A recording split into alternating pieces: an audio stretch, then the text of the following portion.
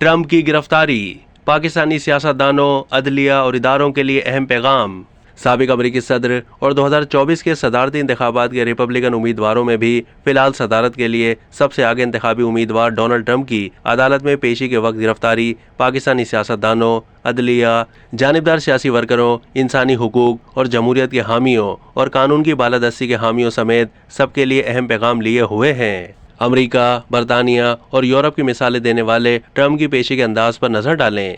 इस गिरफ्तारी पर ट्रंप के हामियों ने अदालत के बाहर एहतजाज करते हुए ट्रंप की गिरफ्तारी की मजम्मत की, लेकिन अमरीकी जमहूरियत और अदलिया ने यह भी वाज़ेह कर दिया है कि अमरीकी निज़ाम में साबिक अमरीकी सदर हो या आने वाले इंतखाबात में कोई मकबूल और फ्रंट लाइन सदारती उम्मीदवार हो या महंगे और काबिल तरीन वुगला की खिदमत का हामिल और दौलतमंद शहरी हो, सब कानून की बालादस्ती के यकसां तौर पर ताबे हैं।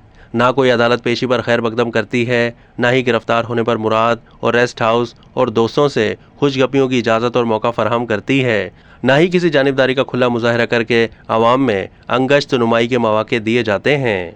ट्रंप के खिलाफ समाअत किसी आला अदालत में नहीं बल्कि जोनाथन गुडमैन नामी एक मजिस्ट्रेट की अदालत में हुई। अब तक के लिए इतना ही। मज़ीद मालूमात के लिए डेली जंग के यूट्यूब चैनल को सब्सक्राइब कीजिए।